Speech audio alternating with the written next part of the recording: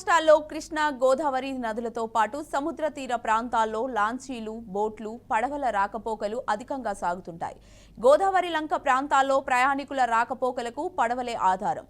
పోలవరం పురుషోత్తమపట్నం రేవుల మధ్య గోదావరిలో ప్రయాణికుల లాంచీలు తిప్పేందుకు ప్రతి ఏటా పాట నిర్వహిస్తుంటారు. పోలవరం రేవు పాటల్లో బినామీల హవా జోరుగా సాగుతోంది. లాంచీలు తిప్పేందుకు కాంట్రాక్ట్ అయిపోయిన 4 నెలల పాటు అధికారులు వేయడం వెనుక ఒక వ్యక్తికి చెందిన బినామీలే కారణంగా తెలుస్తోంది.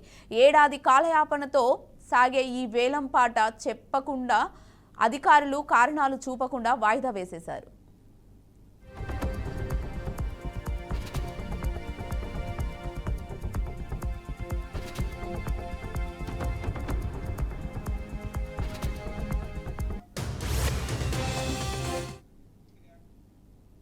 రాష్ట్రంలో ఎక్కడా గోదావరి పరివాహక ప్రాంతాల్లో రేవు పాటలు జాప్యం కాలేదు.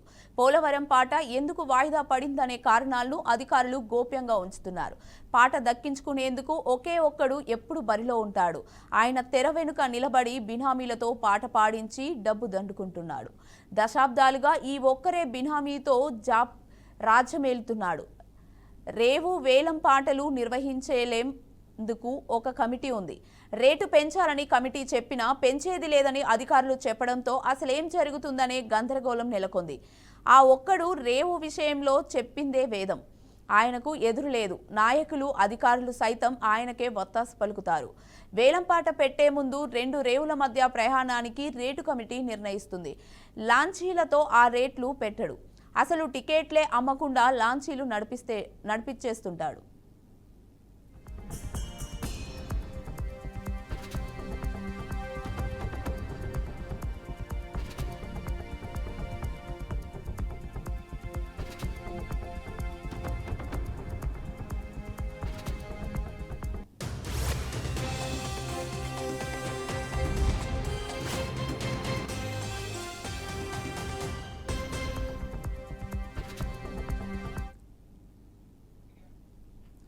రేవు పాటదారు ఎంత చెబితే అంత ప్రయాణికులు ప్రయాణ ఛార్జీ ఇచ్చుకోవాల్సిందే.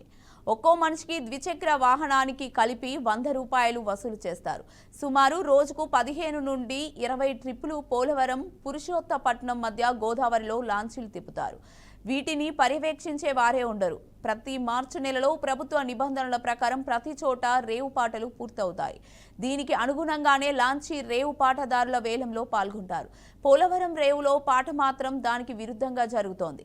ఇప్పటికే పాటదారులు 4 నెలల పాటు అదనంగా ఎటువంటి అదనపు పాట సొమ్ము చెల్లించకుండా లాంచీలు తిప్పేస్తారు.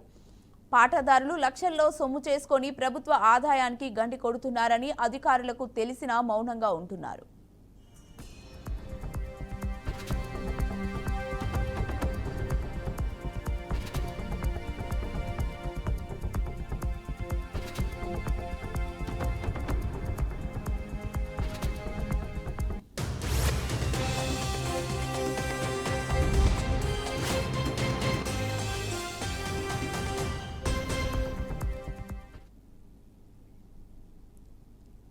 గతంలో 2 లాంచీలలో ఒక లాంచీ గోదావరిలో మునిగి నెల రోజులు నీటిలోనే ఉంది. దాన్ని బయటకు తీసి మరమ్మతులు చేయించి పోర్టు అనుమతులు పొంది నదిలో తిప్పుతున్నారు. అసలు మునిగిపోయిన లాంచీని గోదావరి నదిలో తిప్పి ప్రజల ప్రాణాలతో చెలగాటమాడుతున్నారని ప్రజలు వాపోతున్నారు. కెపాసిటీ బోర్డుకి మించి లాంచీపై ప్రయాణం చేసినప్పటికీ ఏ ఒక్క అధికారి కూడా కన్నెత్తి చూడడం లేదని వాపోతున్నారు. ఏడాదికి ఒకసారి నిర్వహించాల్సిన రేవు వేలం పాట ఇప్పుడు 15 నెలలు దాటుతున్నా తిరిగి పెట్టలేదు. పాత పాటదారుడి వెనుక ఉన్న పెద్ద తలకాయ ఎవరనే విషయం పోలవరంలో చర్చనీయాంశమైంది. వేలం ముగిసిన కొత్త పాట ఎప్పుడు నిర్వహిస్తారనే ప్రశ్నలు తలెత్తుతున్నాయి. 4 నెలల ఆదాయం ప్రభుత్వం నష్టపోతోంది. దీన్ని ఏ జిల్లాకు వర్తింప చేస్తామనేది ఆసక్తిగా మారింది. కొన్ని సంవత్సరాలుగా రేవు వేలంపాట విషయంలో అన్ని అడ్డంకులే ఏర్పడినా ఆ ఒక్కడే లాంచీలను బినామీల పేరిట తిప్పుతున్నప్పటికీ తెలిసి అధికారులు మౌనం వహిస్తున్నారంటే అర్థం ఏమిటని పోలవరం వాసులు ప్రశ్నిస్తున్నారు.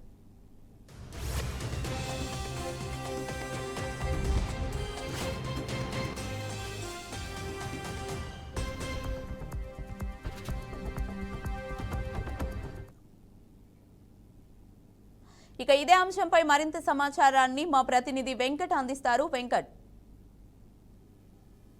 నది గోదావరి నదులు అదేవిధంగా కృష్ణా నది సముద్ర తీర ప్రాంతాల్లో స్థానికంగా ఉండే ప్రజలు, ఆ చుట్టుపక్కల గ్రామాల ప్రజలు పడవలు, లాంచీలు అదేవిధంగా బోట్లపై ప్రయాణం సాగిస్తూ ఉంటారు.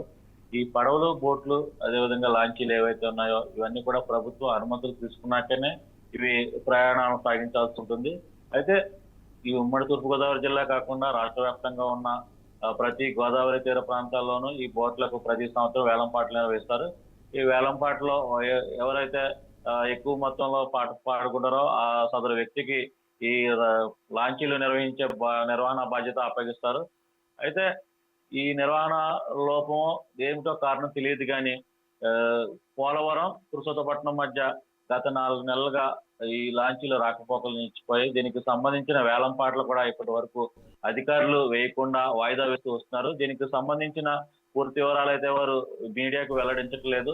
ఏదైనా దీనికోసం వివరణ అడిగితే ఈ దాటవేసే ప్రయత్నం చేస్తున్నారు తప్ప వారు దానికి సరైన కారణం అయితే చెప్పలేని పరిస్థితి అయితే ఉంది.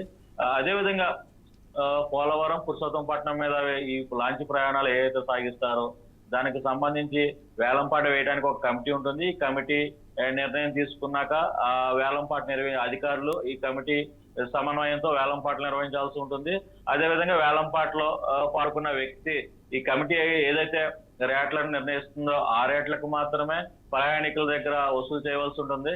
కాకపోతే ఒక కీలకమైన వ్యక్తి ఈ ఈ పోలవరం, పురుషోత్తపట్నానికి సంబంధించి ఈ లాంచీల వ్యవహారంలో చక్రం తిప్పుతున్నారనే ఆరోపణలు అయితే ఈ ప్రాంతంలో వినిపిస్తున్నాయి. ముఖ్యంగా తన బినామీలను ఎవరైతే ఉన్నారో వారితో ఈ వేలం పాటలు పాడించి అతనే చక్రం తిప్పి ప్రభుత్వం నిర్ణయించిన రేట్ల కంటే కూడా అధిక మొత్తంలో వసూలు చేస్తున్న రెండు ఆరోపణలు కూడా చాలా ఎక్కువగానే వినిపిస్తున్నాయి. ఏదేమైనప్పటికీ కూడా ప్రభుత్వ అధికారులు సదరు వ్యక్తికి ఒత్తాసు పలకడం కూడా ఒకంత విచారకరమైన విషయం చెప్పచ్చు. ముఖ్యంగా గోదావరి తీర ప్రాంతాల్లో ఈ పడవ ప్రయాణాలు ఎక్కువగా సాగిస్తూ ఉంటారు. ఈ పడవ ప్రయాణాలపై ప్రభుత్వ అధికారులు ఎప్పటికప్పుడు నిఘా ఉంచాలి. అన్ని రక్షణ చర్యలన్నీ చేపట్టారా లేదా, లైఫ్ జాకెట్లు ప్రయాణికుల కొరకు ఏర్పాటు చేసిన లైఫ్ జాకెట్లు అందించడం, అదేవిధంగా ప్రమాదాలు జరగకుండా ముందస్తు చర్యలు చేపట్టడం వంటివి చేయాలి. గతంలో ఈ ఏదైతే ఈ పోలవరంలో ఒక ప్రమాదం జరిగింది, ఈ లాంచీ మునిగిపోయి జరిగింది. 4 రోజుల పాటు ఆ నీటిలోనే ఉండడం, ఆ తర్వాత ఆ లాంచీని బయటకు తీసి మరమ్మతులు చేపట్టి కాకినాడ పోర్టు అధికారుల నుంచి అనుమతులు పొంది మళ్ళీ తిరిగి ఆ లాంచీని ఉపయోగిస్తున్నారు. ఈ నేపథ్యంలో చాలా ప్రయాణికులు అయితే భయపడుతున్న పరిస్థితి అయితే ఉంది.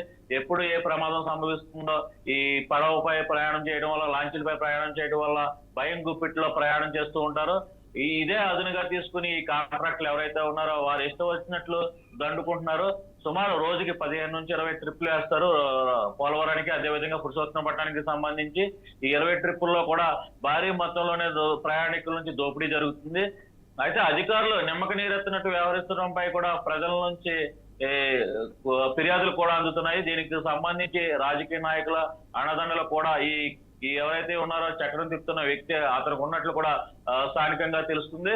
ముఖ్యంగా ఈ వీరన్నిటిపై కూడా ఈ ఎవరైతే ఉన్నారో ఈ అధికారులు, జలవనరుల శాఖ అదే విధంగా పోర్టుకు సంబంధించిన అధికారులు కూడా వేలం పాటలు ఖచ్చితంగా నిర్వహించాలని ఇన్ టైంలో నిర్వహించి ప్రయాణికులకు ఎటువంటి ఇబ్బందులు కలగకుండా వారి రక్షణ ధ్యేయంగా ఈ రాకపోకలు సాగించాలని కూడా ఈ ప్రాంత వాసులు కోరుతున్న పరిస్థితి అయితే ఉంది. Right, thank you Venkat.